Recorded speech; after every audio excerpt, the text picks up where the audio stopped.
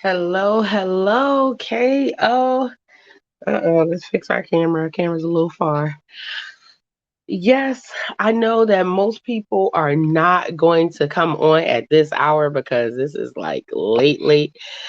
But I love you all. So let me get on here and do our walking through the Bible for this evening. God bless you all.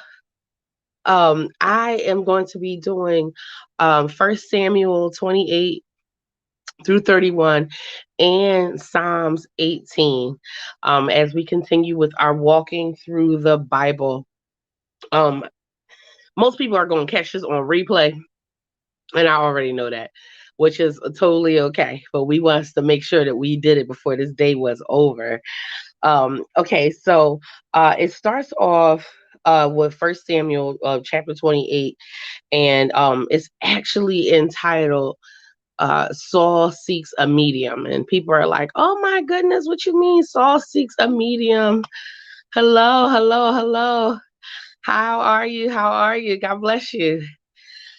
So yes, so it starts off and it says this that Sam that Saul he decided to seek a medium, and it's like, man, I cannot believe that he did that. But it makes sense because Samuel had died, and basically God's presence had went ahead and had already left Saul, because Saul, once he disobeyed, that was already done. And then if you don't have God around, or you don't have the man of God around, rather, people were just doing whatever they wanted to do. And Saul already had a tendency to kind of, strum his own drum or whatever. But God bless him. But I'm telling you this right now, you have to make sure that you are mindful of who and how your leader is doing things. Now, I know in this particular time in the Bible, they didn't have control over how Saul was leading. But one of the things that we have to make sure, this is definitely an aside, it has nothing to do with this chapter, but you have to be conscious of like the way like what your leader is following. And sometimes, you should be mindful of who's feeding you or who's covering you. But that's an aside. Anyway, so what ends up happening is the setting is, Samuel dies, and Saul is was afraid because the Philistines were rising up against him. And he's like, look, I need to know, will we be able to conquer? Like, will we be able to go against, or will we be able to win against the Philistines? And he said that in the Bible records that Saul was reading, and he asked all of the spiritists, is how they put it in the Bible, but basically people who were into witchcraft and different things like that. So that's exactly what it was that they were inquiring about. And so it was just like, okay, well, he tried to gather everybody. He said, look, I need everybody who knows how to try to tap into the spirit realm. So somebody got to give me something, because I don't have anybody that can hear. So he went ahead, he went into and they found him a medium. And basically, as it explains it in the Bible, a medium is a person that could talk to the dead. And which, that is a thing. I know a lot of times, and as far as what Christians, well, somebody's not gonna like this, but it's okay. Uh, um, Sometimes what it happens is that Christians, we don't really understand the fullness of the spiritual realm, and it says the things that are not seen are more real than the things that are seen. So it's important for us to tap into the spirit, and for us to also know the Holy Spirit, but also have the spirit of discernment, so you can know other spirits, which is the reason why the writer of this says that she was a woman, a medium, which she didn't call her a holy woman. They didn't call her anything like that, because she was a medium, meaning she knew how to tap into the spirit realm on a real level. It's a thing. And one of these days we'll, either us or Apostle, I'm sure, will go into it. But so that's what it is. And she actually did have the ability to tap into the spirit realm. And so what ends up happening is Saul goes to him, and he's like, I need you to reach out to somebody. He approaches the woman. He said, I need you to reach out to somebody that is now dead. And she said, well, wait a minute, you gonna get me killed, sir? You know, the king has already issued that nobody can talk to somebody who's dead. And, you know, if you get me caught, it'll be my head on, you know, I can be killed. And he said, I tell you, as surely as God lives. And it's so funny because people are so quick to swear to God. And I'm like, look, don't be using the Lord's name in vain. And this is a sheer example of using the Lord's name in vain. So Saul goes into this whole thing about, hey, I'm going to go ahead and, you know, as sure as the Lord lives, you will not die. And so when a woman taps in and she does whatever she does, um, what ends up happening is she was able to see that the man that was standing before her in disguise was actually King Saul. And she was like, you tricked me. And so she was so upset. But, you know, she went ahead and did it. And when he actually was able to speak to Samuel, Samuel was like, well, first of all, who gives you the right to tap into this? You lost the privilege of being able to hear from the Lord. And now, since you've accessed the spirit realm without the correct authority, you will pay a price. And I will tell you, not only will you die, but your sons will die too. And it's like, man, you know, he was like, why would God even allow? And I know this is probably a question that somebody's asking, why would God even allow for this man, or for this woman to tap into the spirit realm? And why would God allow Samuel to appear? But the thing is that God will get a message to us no matter how, or and no matter, you know, what avenue that he wants to. He uses it all because everything it has access to the Lord. So if God wants to get us a message, he was like, look, this is the message that I'm going to give you, and not only am I going to give it to you, but I'm going to let somebody access this realm just to give you this message, because you shouldn't have been doing it anyway.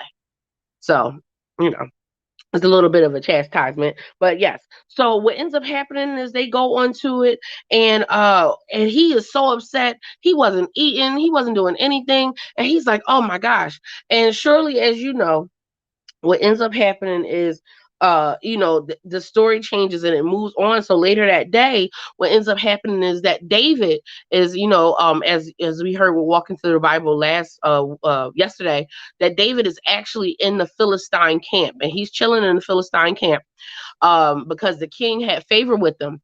So while he's in the Philistine camp, uh it's interesting that God gave him favor with his enemy, with the king of the enemies, not just his enemies, but with the king of the enemy. So as time goes along, the king was like, look, I don't find a problem with David. David's cool with me. Not only are you cool with me, I'm going to give you Ziklag.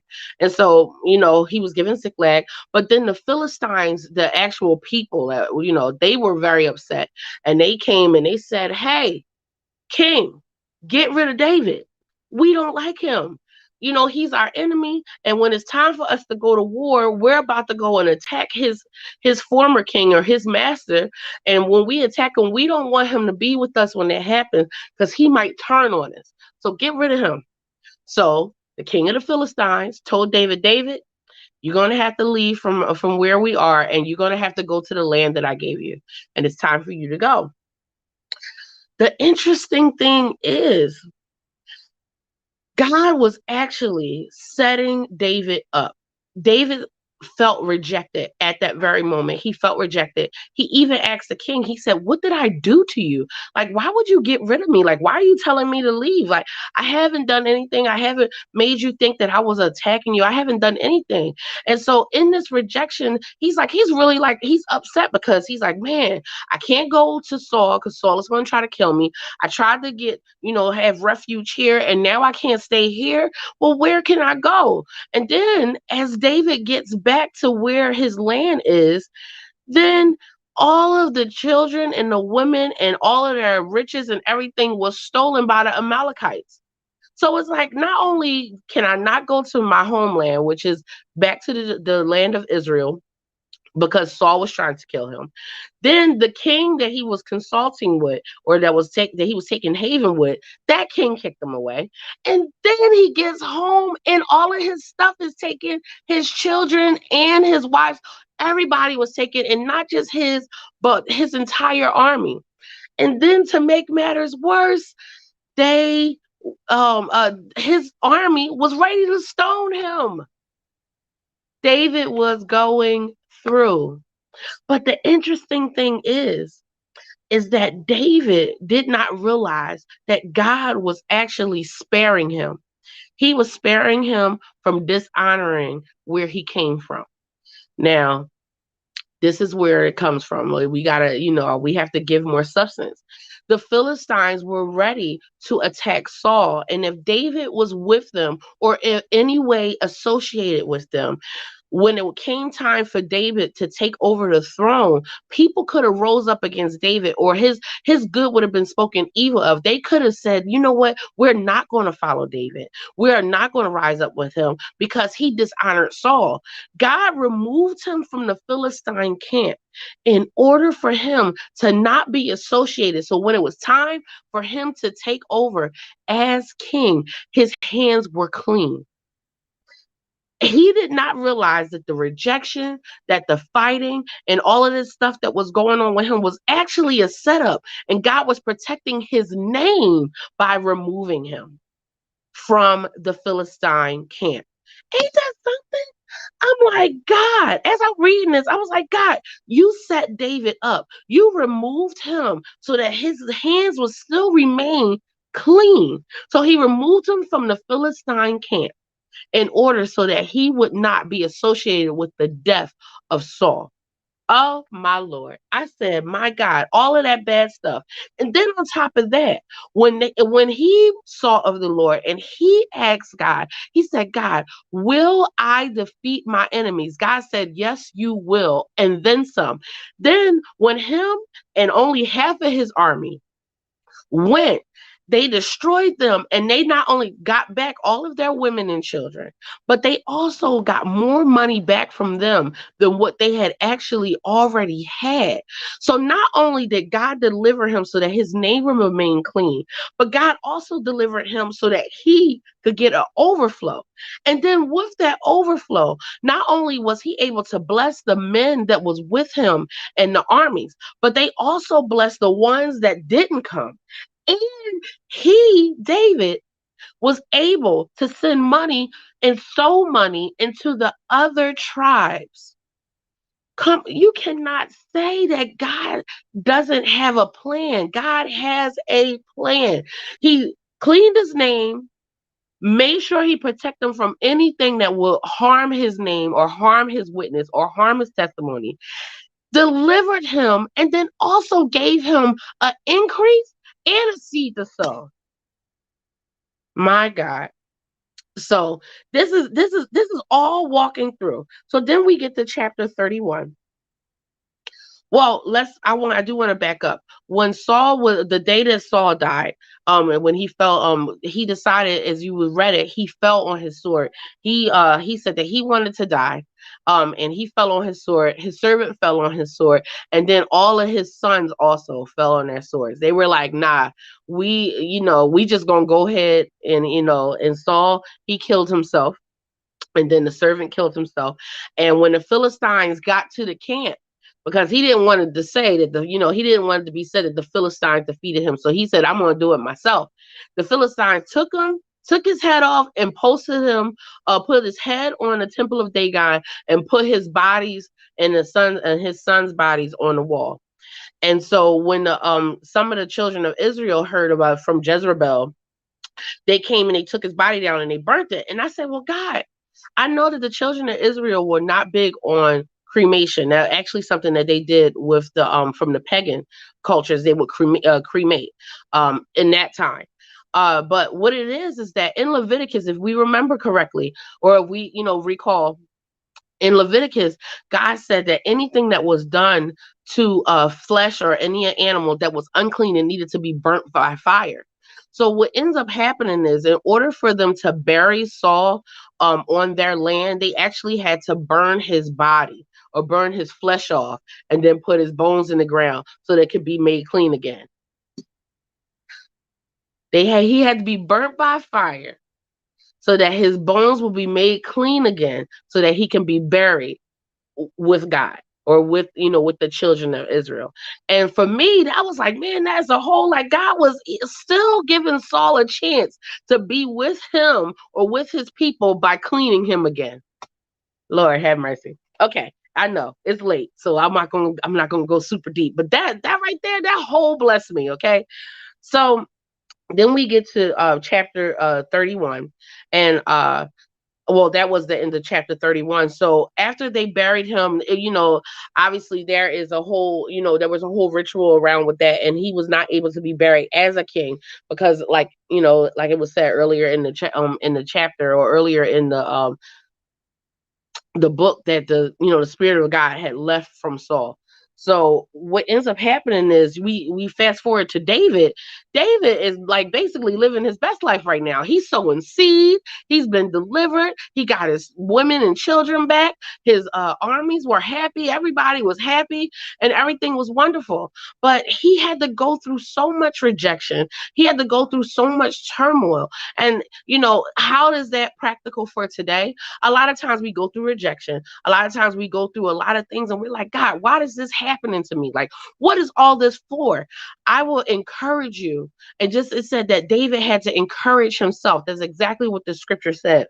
It said that David had to encourage himself because they were ready to stone him. But when he encouraged himself in the Lord, he had to remember who he belonged to, and that God always took care of him.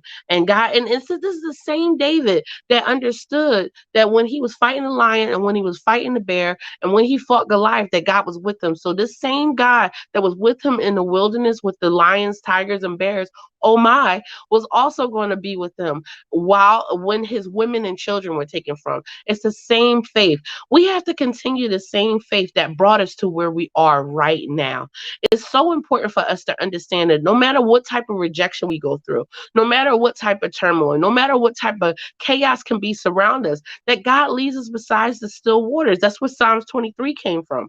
Okay, so with that being said, also the thing is that during the time of when David was going through all of this, he wrote Psalms 18. And in Psalms 18, I'm just going to point out a couple verses that I was like almost lost it while I was reading it. um he said, he starts off with saying, I will love you, Lord, with all my strength. The Lord is my rock and my fortress and my deliverer, my God, my strength, in whom I will trust. Now you got to remember, he's being rejected, he's being pulled away, all of these things are happening to him, but yet he still said that God was his rock and his fortress and his strength. Everything was falling down around him. And then so in verse 6 he says, in my distress I called on you, Lord, and cried out to my God, and you heard me. You heard my voice from your temple, and my cry came before him, even to his ears. Meaning, God did not stop listening to him. God did not, turn his eye from him, because he's the most high God. And he said, for you are the lamp, you are the light of my lamp.